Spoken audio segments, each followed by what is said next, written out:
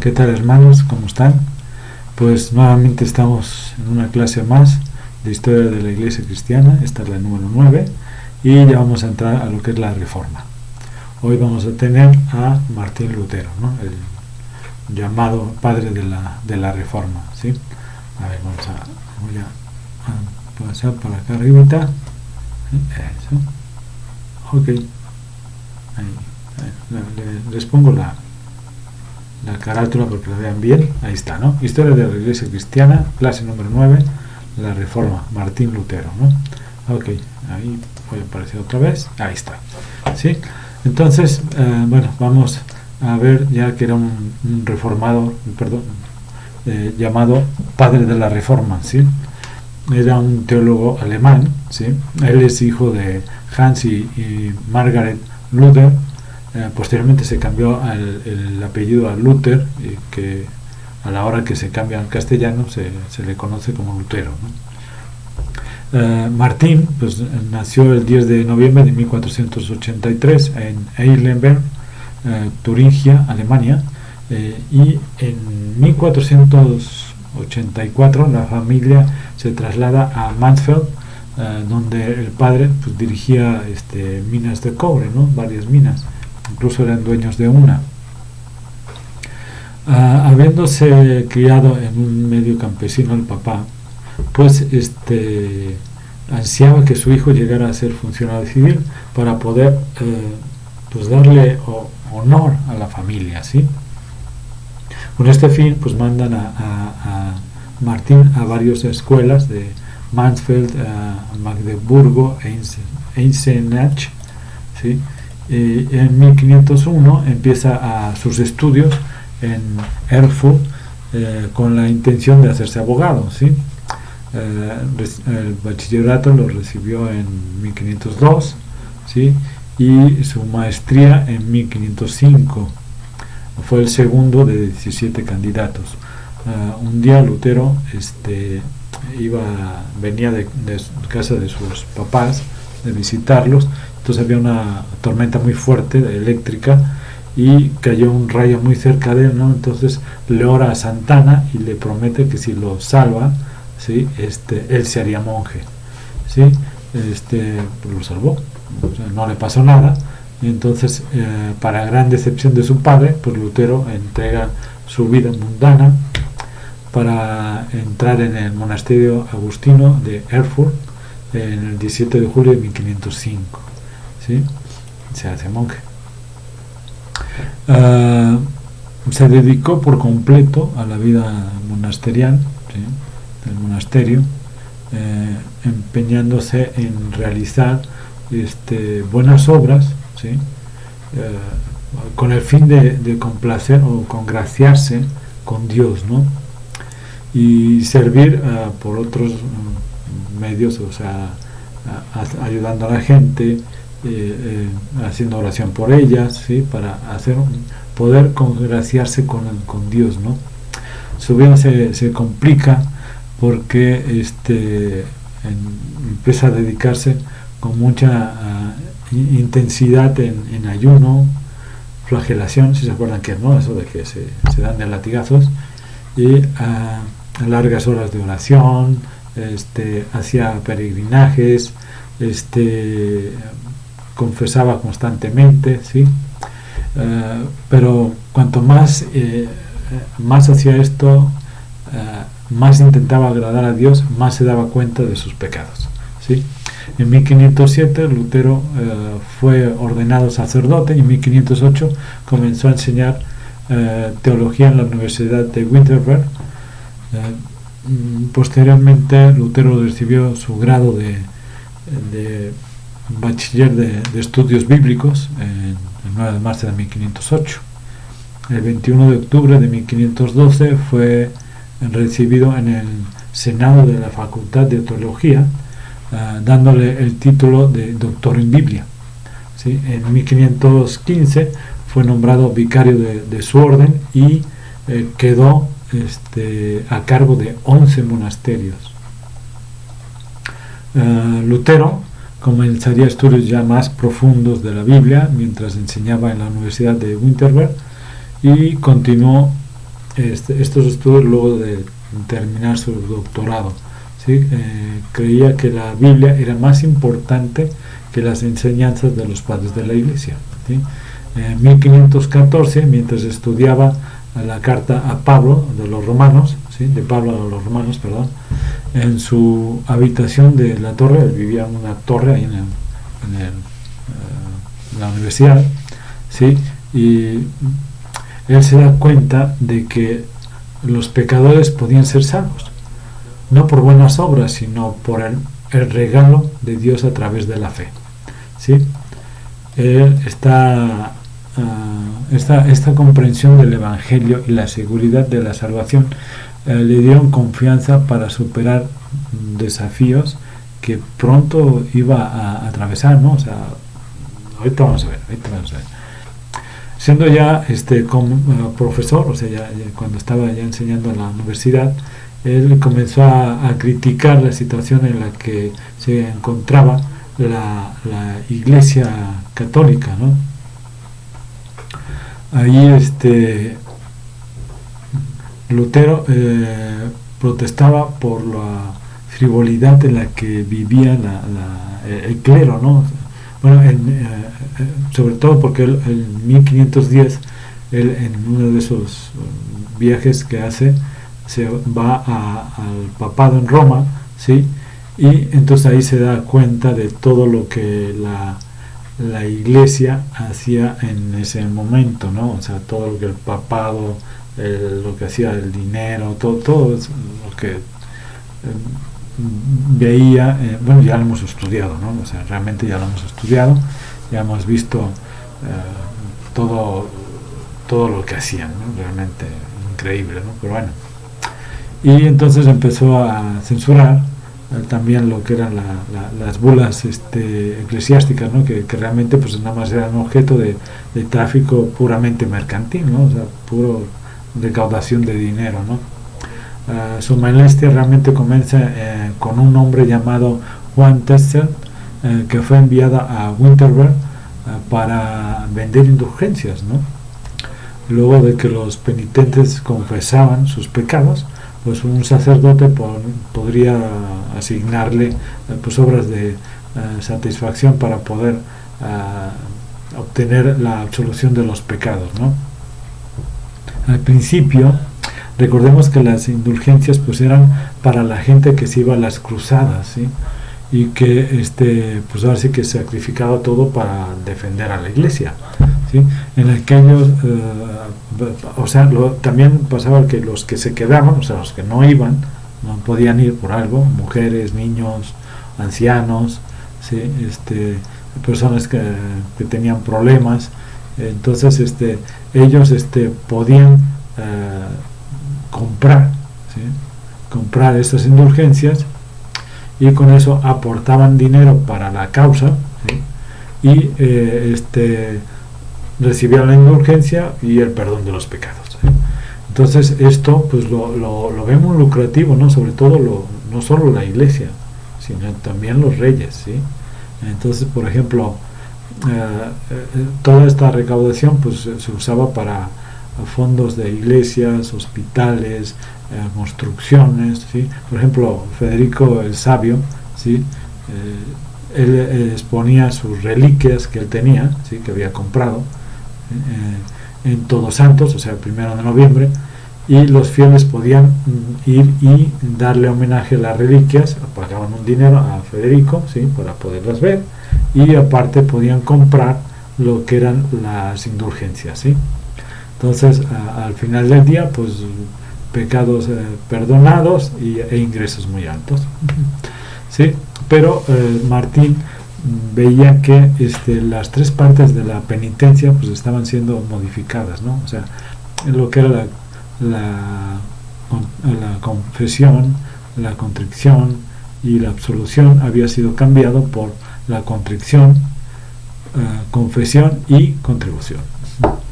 El dinero que se obtenía, por ejemplo, en esta ocasión era para edificar la Basílica de San Pedro y en la compra de parte de Alberto Hohenzollern de un obispado. ¿sí? O sea, iba a comprar su obispado, entonces necesitaba michas, ¿sí? Entonces iba a ser a particiones iguales, ¿no? Una para San Pedro y otra para él. Entonces empiezan esas críticas de Lutero, ¿sí? Y que reflejaban un clima bastante extendido de descontento por la degradación de la Iglesia, ¿no? Expresando desde la baja Edad Media, si se acuerdan, ¿no? Cuando vemos a John Wycliffe y a Hus, que acabamos de verlo, son las dos lecciones anteriores, ¿sí? Ya empezaban esas protestas, ¿no? Ya empezaban esa ganas de poder reformar la Iglesia, que estaba en ese momento, que estaba problemas muy fuertes, solo querían dinero, poder, ¿sí? Entonces las protestas de Lutero fueron subiendo de tono hasta que decidió hacer pública su protesta, redactando pues las célebres 95 tesis, ¿no? Esa las clavó en la puerta de la iglesia de Todos Santos de Wittenberg en 1517, ¿sí? Y que pronto pues serían impresas bajo el título de cuestionamiento al poder y eficacia de las indulgencias, ¿sí? Recordemos que Lutero es el primero que empieza a usar ya bien en forma lo que es la imprenta de Gutenberg, ¿sí? Él es de los primeros que empiezan a usar ya la imprenta para impresiones masivas, ¿sí? El papado, pues ya saben, ¿no? Después de minimizar a Lutero diciendo que era un borracho alemán quien escribió las tesis, y afirmando que cuando esté sobrio cambiará de parecer. La iglesia pues le hace comparecer varias veces entre 1518 y 1519, ¿sí? En cada vez que se presentaba la controversia de Lutero, iba más allá, ¿no?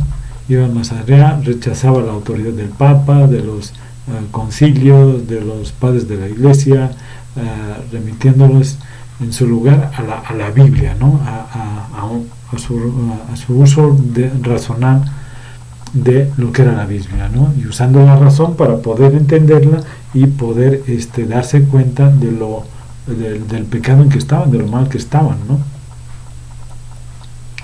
De esta forma pues no había esperanza de paz, ¿no? entre él y lo que era la Iglesia Católica, ¿no? Los escritos de Lutero circulaban ampliamente en Francia, Inglaterra, Italia, ya en 1519, ¿no? Y los estudiantes se dirigían a Wittenberg, donde él daba clases, para escuchar a Lutero, ¿no? Quien publicaba obras de sus comentarios sobre las epístolas de los Gálatas.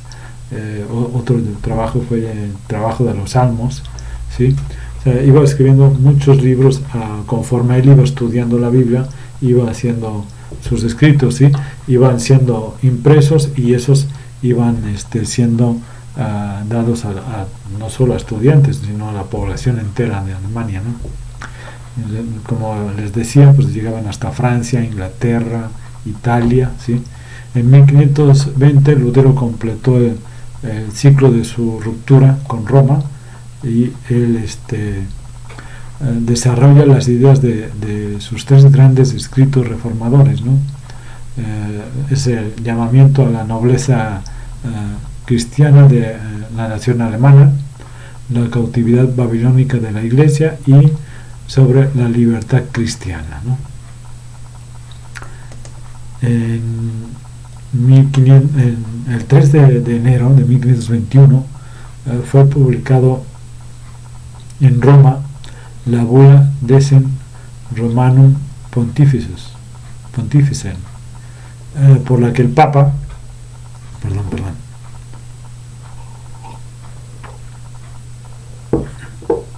por la que el Papa León X, ¿sí?, excomulgaba a Lutero. Realmente no le hizo caso. Es más, cuando recibe la bula, la quema, ¿no? Públicamente. Pero bueno, fue algo que para realmente demostrar que estaba totalmente en contra del papado, ¿no? De la Iglesia Católica, ¿sí? Luego el emperador Carlos V inauguró la Dieta Imperial de Worms. Se llama dieta, era una asamblea, ¿no? Una asamblea en este caso eran de príncipes del Sacro Imperio Romano, ¿sí?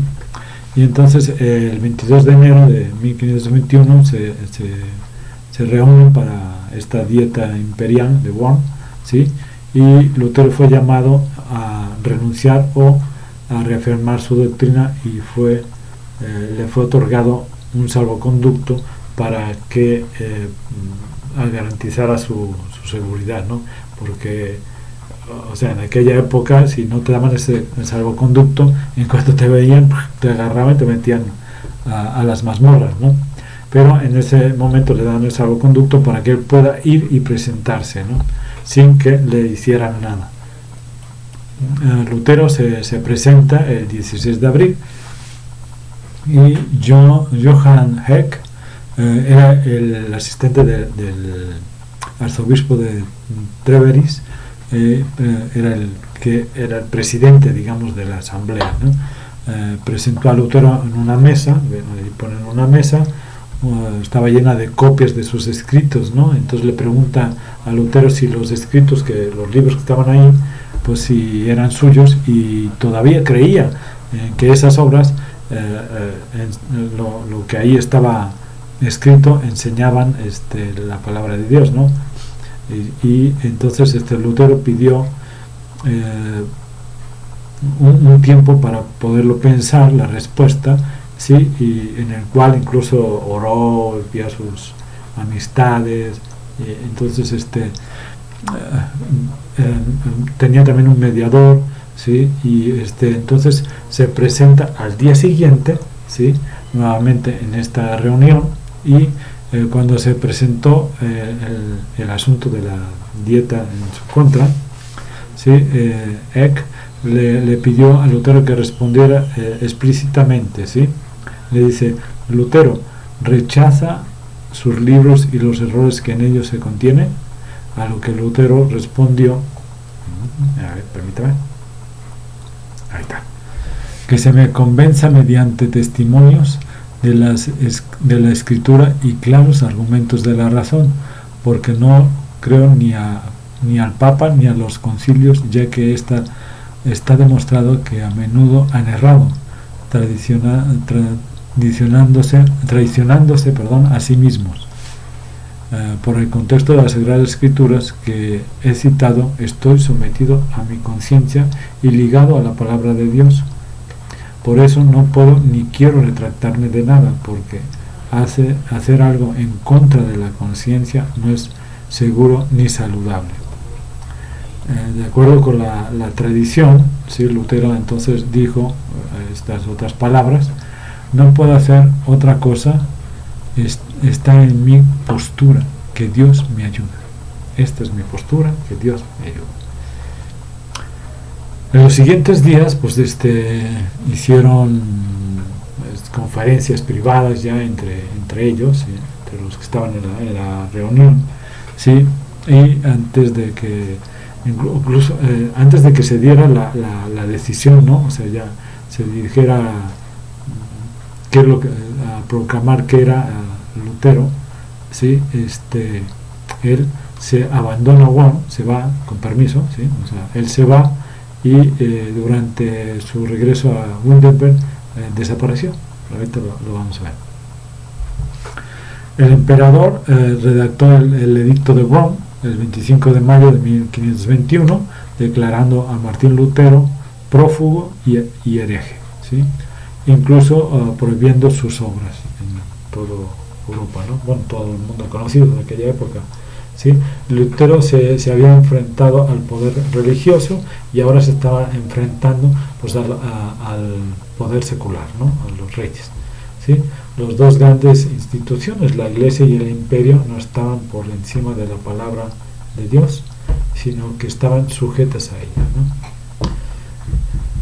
Para proteger a Lutero de todo esto que le estaba pasando, Federico el Sabio fingió su secuestro, ¿sí? Y lo escondió clandestinamente en el castillo de Wartburg, en Turingia, ¿sí? Donde el ex monje encontró la paz y el ambiente adecuado, ¿no? Para poder llevar a cabo una fructífera actividad literaria, ¿no?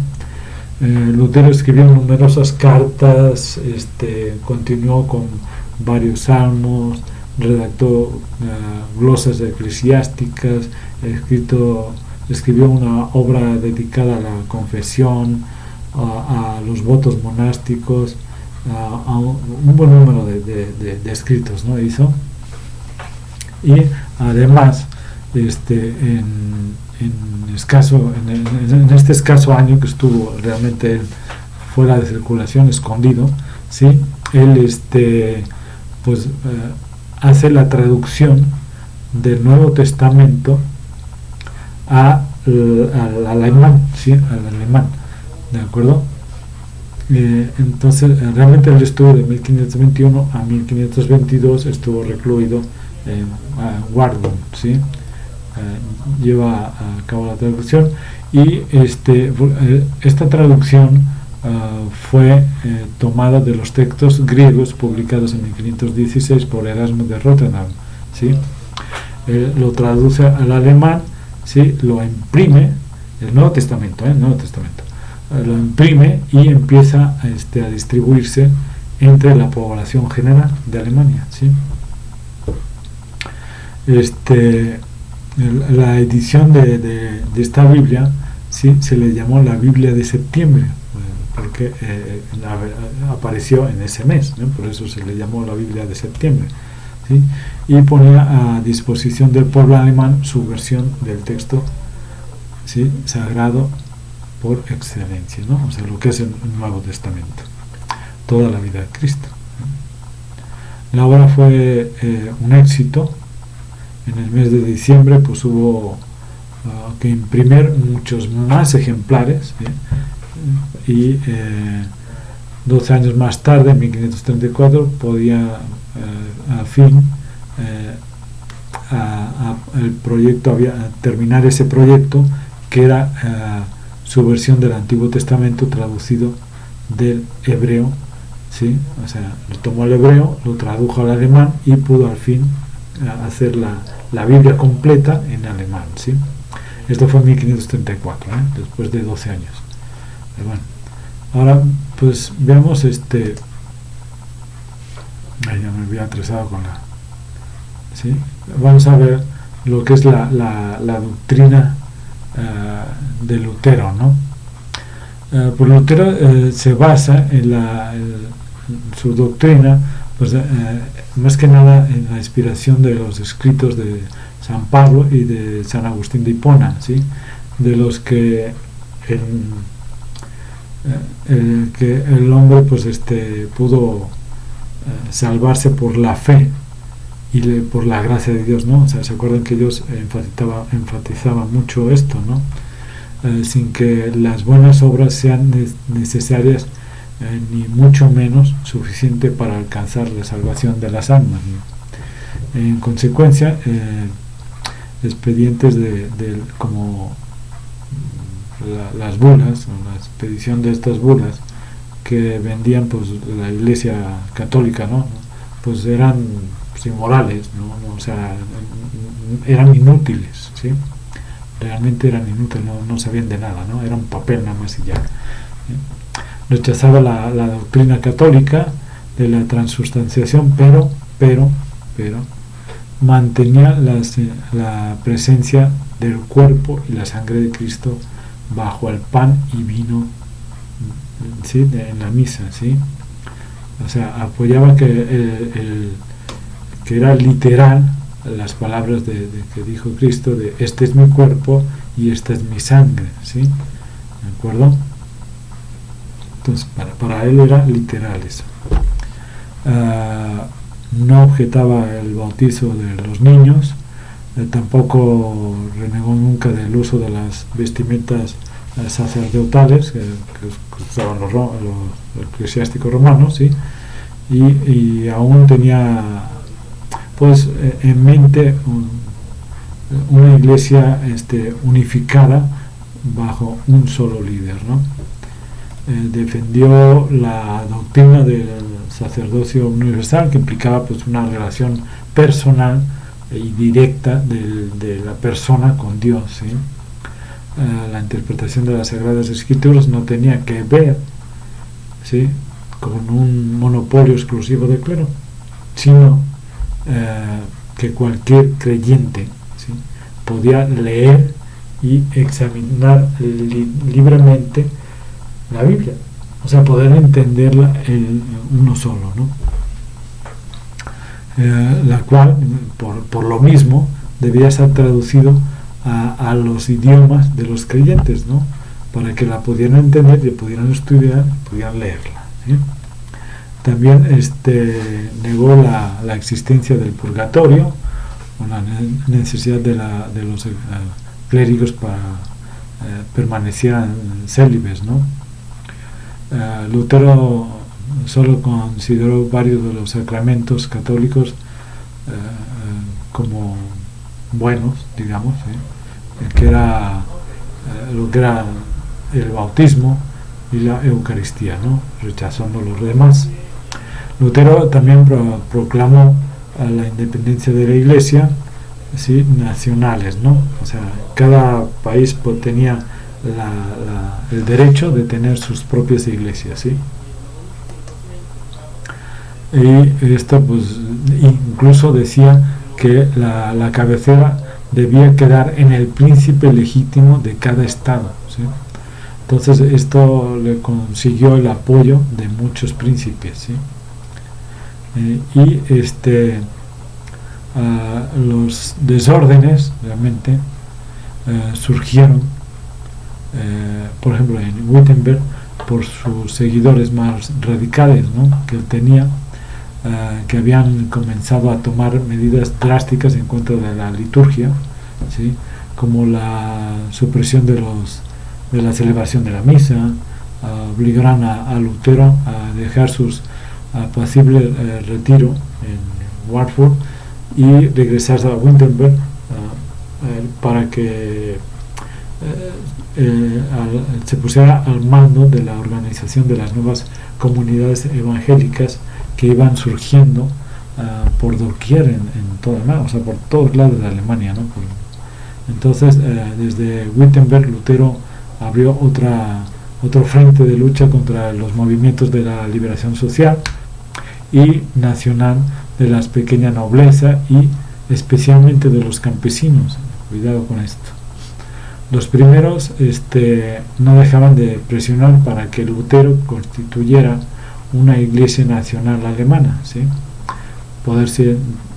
para poder ser gobernada por ellos, mientras que los segundos, o sea, los campesinos, alentados por la libre interpretación de las Sagradas Escrituras, defendían por Lutero, ¿sí?, eso era defendido por Lutero, buscaban su apoyo de Lutero para aliviar lo que eran las condiciones de miseria y la forma en que vivían, ¿no? Estaban subyugados de tal manera que la miseria era muy grande, ¿no?, en Europa en aquella época. Entonces sus posturas se radicalizaron hasta convertirse en una cuestión ya política, ¿sí?, que arrastró con ello a Lutero, ¿no?, realmente. Entonces ahí vamos a entrar a lo que es las guerras y la boda, ¿sí? Vamos a ver qué es. Entonces se le llama las guerras campesinas, que fueron de 1524 a 1526, ¿sí?, fueron lideradas por un antiguo pastor luterano, Thomas Müntzer, donde esto fue el transcurso de una sangrienta, realmente fue una sangrienta guerra de campesinos contra los señores feudales de aquella época, ¿sí? Lutero se mete y fracasa en el intento de apaciguar lo que eran ya los ánimos, ¿sí? Para que no la guerra no se hiciera más grande, ¿no? Lutero insiste en la obediencia al poder civil, ¿sí? Contribuyendo a reforzar el absolutismo monárquico y desautorizando movimientos populares, ¿sí? Inspirados en su doctrina, o sea, que dijeran que por lo que él había dicho, ¿sí? O había enseñado, con eso lo tomaban para poder levantarse, que realmente no era tanto. Muchos historiadores dicen que fue el pretexto, ¿sí? Para poder levantarse en contra de príncipes y feudales, ¿no? Realmente no pudo hacer que la población pues se calmara, ¿sí? Y pues no duda en apelar a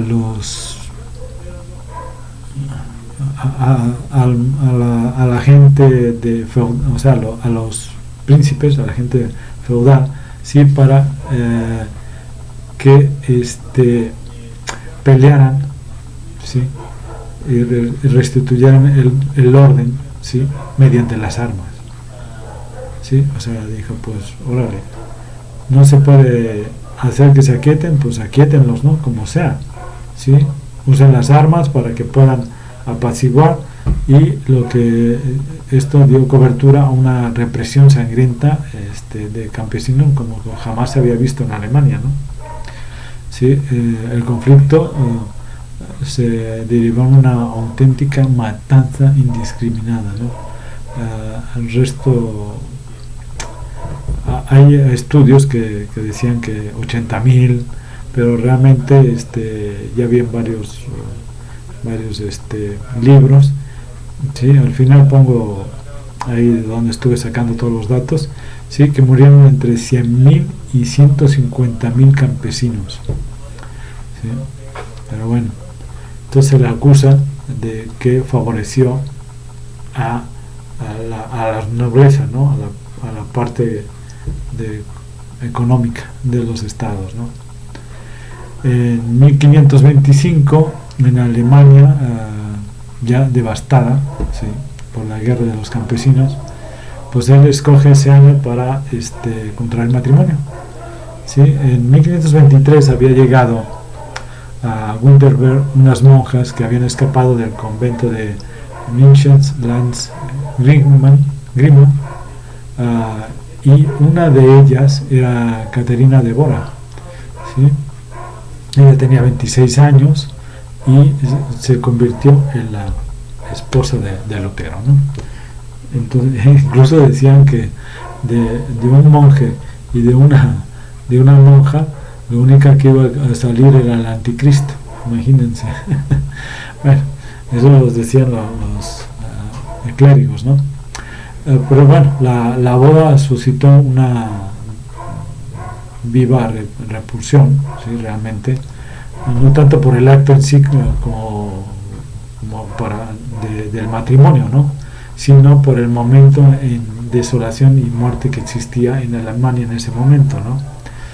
Caterina de Bora, de 16 años más joven que Lutero, pertenecía a una pequeña nobleza que había ido en decadencia, ¿sí? Y era una mujer sensata, inteligente, que subió el exaltado carácter que su marido tenía, ¿no? Era un carácter muy fuerte y vivió junto a él en una perfecta armonía, ¿no? Realmente, después de su boda, el príncipe elector de Sajonia le regaló el antiguo convento de los agustinos de Wittenberg, donde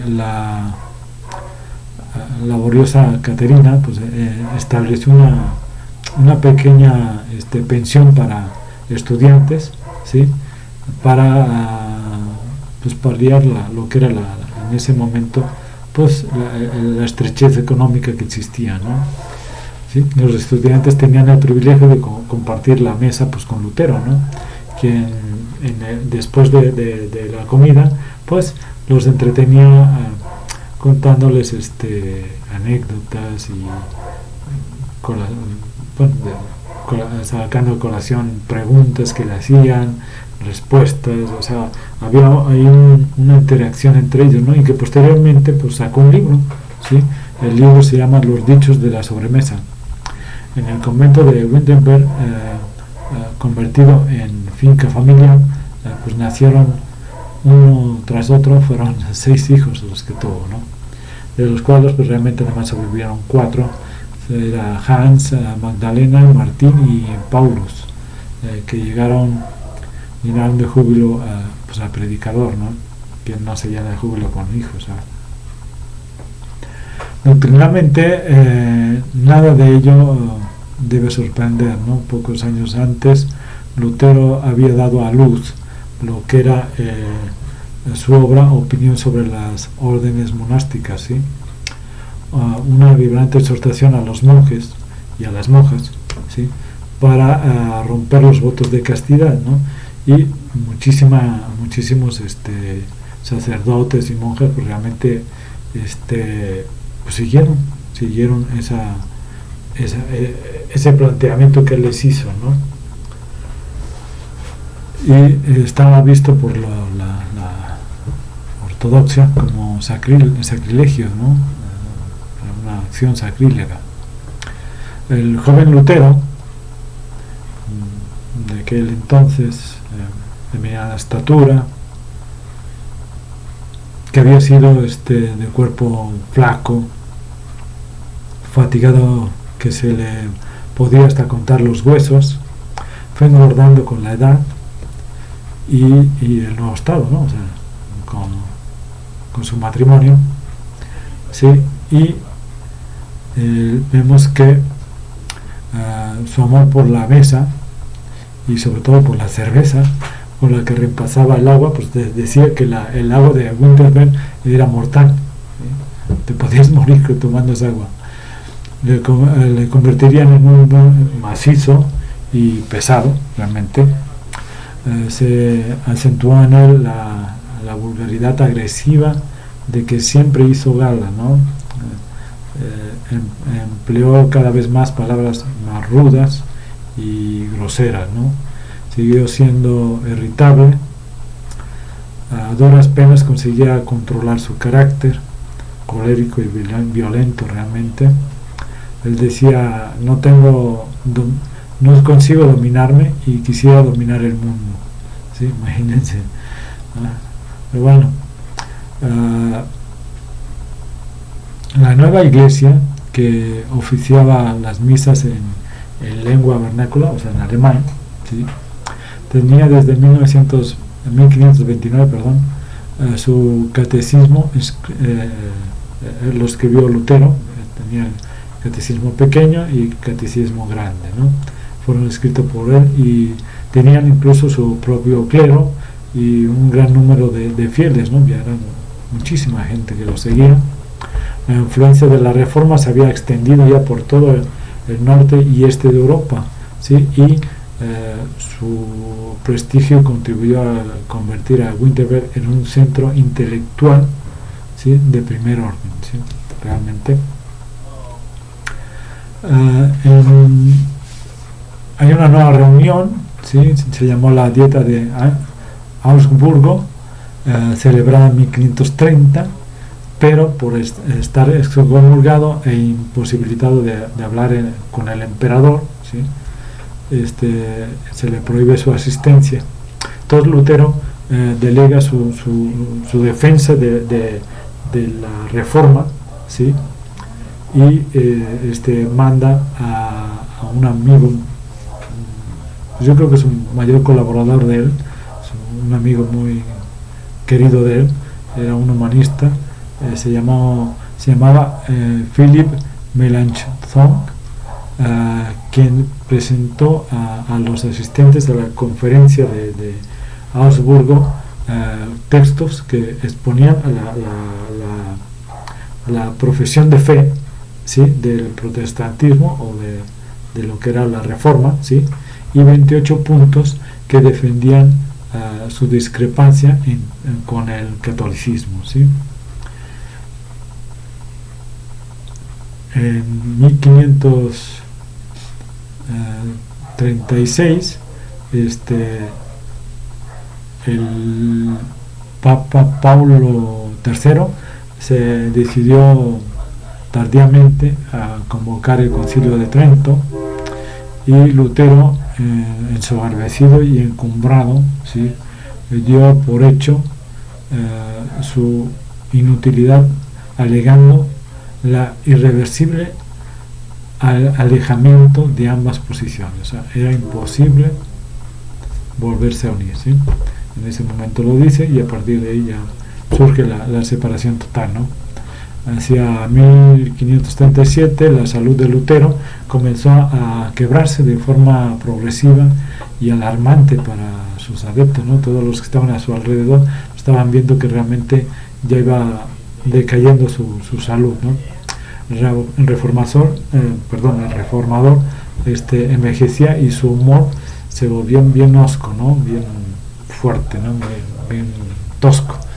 Sufría jaqueca, zumbido de oídos, dolor de cálculos renales. Híjole, eso es durísimo. Pero se negaba a seguir los consejos de los doctores, ¿no? Que era, pues ahora sí que cambiar su forma de comer y su bebida, ¿no? Pero no quería, decía que no. La muerte de su hija Magdalena, en 1542, eso realmente le ensombreció todo su ánimo, ¿no? O sea, decayó muchísimo, y a principios de 1543 escribió: ya no puedo escribir ni leer, me siento débil y cansado de vivir. Era un momento realmente penoso, ¿sí?, para Lutero, y aquejado de sus dolencias.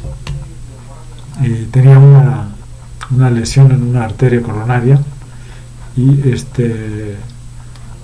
tenía depresiones causadas incluso no solo por lo de su hija, ¿no?, sino porque también en ese momento resurgía el papado, volvía a levantarse.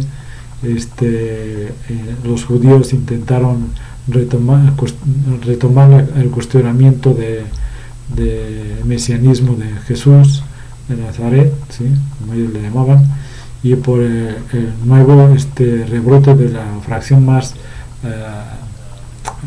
radical de los reformadores, de las reformas de la reformación, ¿no?, de la Iglesia cristiana. Eran los que habían empezado precisamente la guerra de campesinos, ¿sí? Precisamente ellos fueron la sección más radical de que lo seguía a Lutero, fueron los que iniciaron esa revuelta, y que ahorita otra vez estaban empezando otra vez a resurgir, ¿no? Pero de todos modos son calmados, y los vuelven a poner en su lugar, e impiden que exista un nuevo levantamiento, ¿sí? Pero bueno,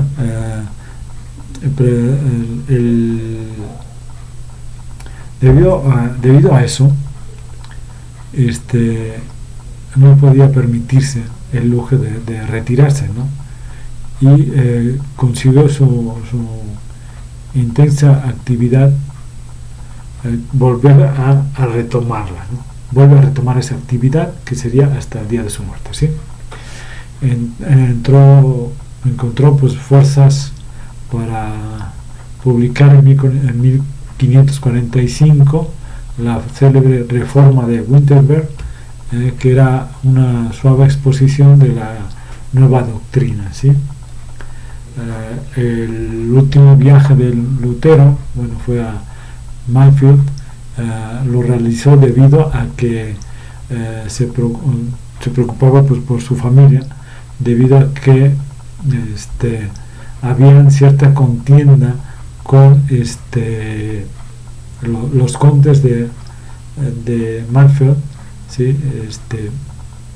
Que estaban queriendo adueñarse de las minas, tomar el control de las minas, las cuales acuérdense que estaban administradas por la familia de él, o sea, ahorita lo que eran sus hermanos y hermanas, ¿no? Entonces él va para poder tener una conciliación, ¿sí?, entre ambos bandos y poder así pues que la industria pues fuera de beneficio, evitar, perdón, que esta industria fuera de beneficio personal para los condes, ¿sí? Ya sabemos que en aquella época entraban la nobleza y adiós las personas, ¿no? O sea, todos los que ahí trabajaban hubieran sido quitados su economía, hubieran visto mermada la economía, sus ingresos, o sea, todo el poder adquisitivo, sí, todo eso. Entonces Lutero viaja 2 veces a fines de 1545 con precisamente el objetivo de negociar, ¿sí?, un acuerdo, y fue necesaria una tercera visita en enero de 1546, ¿sí?, para poder completar ese acuerdo, ¿sí? El 23 de enero Lutero deja Wittenberg acompañado de sus hijos, ¿sí? Las negociaciones concluyeron con éxito el 17 de febrero, y pasando las 8 de la noche, o sea, el acuerdo fue ya conseguido ya tarde, ese mismo día, ya tarde, ¿sí? Y pasando las 8 de la noche, Lutero sufrió dolores de pecho muy fuertes, ¿sí? Y el 22 de enero de 1546, enfermo, cansado, ya anciano, el reformador se dirigió a Eisleben, o sea, la ciudad donde él había nacido, ¿sí? Debía ahí en ese momento vemos como después de tomar ese acuerdo, estoy retomando un poquito todo esto, ¿sí? Fue duro realmente, fueron 3 viajes, fue poder ver que su familia no solo volvió a tomar lo que era la concesión de las minas y poder seguir administrándolas para que no cayeran en manos de los eran hermanos, varios hermanos que eran condes de Marsfeld, ¿sí? Ellos querían para su bolsillo y los demás lo que querían era aparte apoyar a las familias que ahí trabajaban, y no solo era eso, sino que tenía que también ver a futuro. ¿Para quién? Para su familia, ¿sí? Para sus hermanos y hermanas que él tenía, ¿sí? Entonces él tenía que llegar a un acuerdo para que su familia pudiera mantener esa administración y poder tener un futuro, ¿sí? Entonces eso realmente fue desgastante para él, fue muy desgastante, ¿sí? Y entonces vemos que precisamente el 18 de febrero, o sea, el 17 de febrero a las 8 de la noche empieza a sentir dolores fuertes en el pecho, y cuando ya se acuesta por los dolores, por sentirse mal y todo, al irse a la cama oró diciendo: en tus manos encomiendo mi espíritu, me has redimido, oh Señor, fiel Dios. El 18 de febrero a las 3 de la madrugada falleció casi de repente, ¿no? Sus restos pues fueron trasladados a Wittenberg en un ataúd de estaño. Al paso de la comitiva sonaban las campanas, ¿no?, de toque fúnebre, y fue enterrado el 22 de febrero en la iglesia de Todos Santos. Él estaba bajo el púlpito, ¿sí? Cuenta en la historia, manejan que cuando Carlos V llegó a Wittenberg, llega ahí, entra a la ciudad y entonces se apodera precisamente de la iglesia de Todos Santos, ¿sí? Entonces los que la acompañaban, el duque de Alba y esos, decían: no, ¿saben qué? ¿Por qué no sacamos el cuerpo de Martín Lutero, lo quemamos y lo tiramos sus cenizas? Entonces Carlos V dice: yo hago guerra contra los vivos, no contra los muertos, así es que déjenlo ahí y no lo tengan, ¿sí? Es una anécdota que cuenta la historia, ¿no? Bueno, vamos a la conclusión, ¿sí? Lutero fue el principal artífice de la reforma protestante, ¿no?, en el que tuvo un papel muy importante, mucho más mucho más destacado, ¿no?, que los reformadores, que la mayoría de reformadores, ¿no? Gracias a la imprenta, como les había dicho, sus escritos fueron leídos por toda Alemania, ¿no? Recordemos que ya en esa época que él vivía, pues ya sus escritos estaban en Alemania, Inglaterra, Francia, Italia, y se esparció por todo el resto del mundo conocido de aquella época, ¿no? Tras su muerte, la reforma protestante pues se extendió por el mundo a pasos agigantados, ¿no?, penetrando en miles de hogares y formó una manera de pensar, de sentir y vivir de millones de seres, ¿no?, de personas.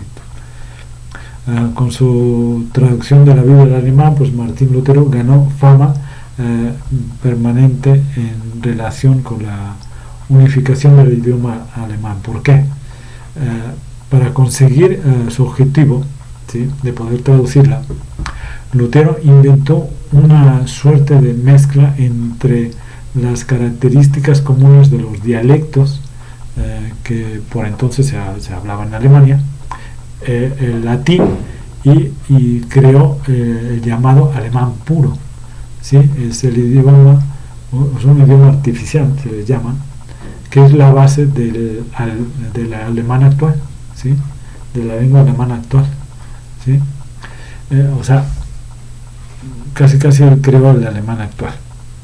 Lutero publicó su Biblia apenas 60 años después de su invención de la imprenta, y con ello se transformó en el primer libro, o sea, ya completa su Biblia completa, ¿sí?, en el primer libro de circulación masiva en la historia, y también marcó el inicio de otra revolución, la lectura masiva, ¿sí? Martín Lutero no fue un hombre perfecto, realmente, ¿no?, y desde la perspectiva actual tampoco la totalidad de sus pensamientos, ¿no?, pero debemos comprender el contexto histórico, ¿no?, sobre todo de que rodearon a Lutero, ¿no? Él era un hombre formado en el seno de la Iglesia Católica, que tuvo la oportunidad y la visión y el coraje, sobre todo, ¿no?, de pretender cambiarla, ¿no? Cosas que al final de cuentas no pudo cambiar la religión católica, sí, pero su aparente fracaso se convertiría en un éxito, ya que inició el movimiento claramente distintivo de lo llamado protestantes, ¿no?, de los que Roma llamaba protestantes, ¿no? ¿Sí? Entonces, Martín Lutero fue un hombre que sincero y entregado a Dios tuvo el privilegio de dar forma al trabajo que muchos antecesores reformadores, ¿no?, algunos laicos, otros sacerdotes, quienes solían pagar con su vida, ¿no?, por su visión. Lutero abrió las puertas a través de la cual comenzó a filtrar una luz, ¿sí?, de la gracia para todo el mundo que la aceptara, ¿no? Martín Lutero fue el que concedió al que le concedió la historia el honor de llamarse el padre de la Reforma, un movimiento que seguiría en cambios y mejoras hasta el día de hoy, ¿sí? Quizá nunca se llega a perfeccionar, ¿no?, en esta tierra, bueno, pero más en gloria, junto a él y otros héroes, o no tantos, podrá finalmente completarse en plenitud y perfección conforme al proyecto de Cristo. Esto lo tomé precisamente de donde tomé parte de la biografía de él, ¿no? ¿Sí? Ahora bien, vamos a ver, podemos ver ahorita precisamente el escudo, ¿sí? Este es el escudo de Lutero, ¿de acuerdo? Él le puse la explicación que él dio de su escudo, ¿sí? Y esto ya es el final de la clase, ¿no? Ahí se los pongo. Dice: la primera cosa que muestra mi escudo es una cruz negra dentro de un corazón, para que me recuerde que la fe en Cristo crucificado nos salva, pues en el corazón del hombre con el corazón del hombre cree para salud. Ahora bien, aunque la cruz es negra, mortificada y con intención de que cause dolor, no cambia. Sin embargo, el dolor del corazón no destruye la naturaleza, esto es, no mata, sino que se mantiene vivo, porque el justo por la fe vivirá, por la fe en el Salvador. Pero este corazón aparece fijo sobre el centro de una rosa blanca, para mostrar que la fe produce alegría, consuelo y paz. La rosa es blanca, no roja, porque el blanco es el color ideal de los ángeles y espíritus. Esta rosa además está fija sobre el fondo azul celeste, para indicar que tal gozo de la fe en el Espíritu es solo señal y principio de gozo celestial por venir, como se tiene y anticipa por la esperanza, aunque no revelado aún.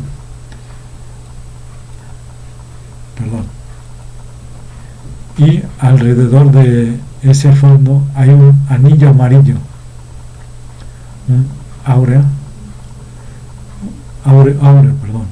para indicar que tal bienaventuranza en el cielo no tiene fin, y es más preciso que todos los goces y tesoros, ya que el oro, que es el mejor y más preciado metal, Cristo, nuestro amado Señor, nos dará gracia para la vida eterna. Amén. Martín Lutero, carta a Lazarus Spangler, 8 de julio de 1530. Ahí está, ¿sí? Y vemos, déjenme hacerme grandote otra vez.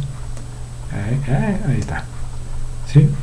Y ahí vemos ya lo que es el escudo precisamente de Lutero, ¿de acuerdo? Y con esto pues llegamos al final de la clase número 9, ¿sí?, de la Reforma, Martín Lutero. Gracias, hermanos, por verme y escucharme, ¿sí?, por las personas que están bien atentas a estas clases. Se lo agradezco mucho y un saludo para todos. Que Dios los bendiga y los guarde.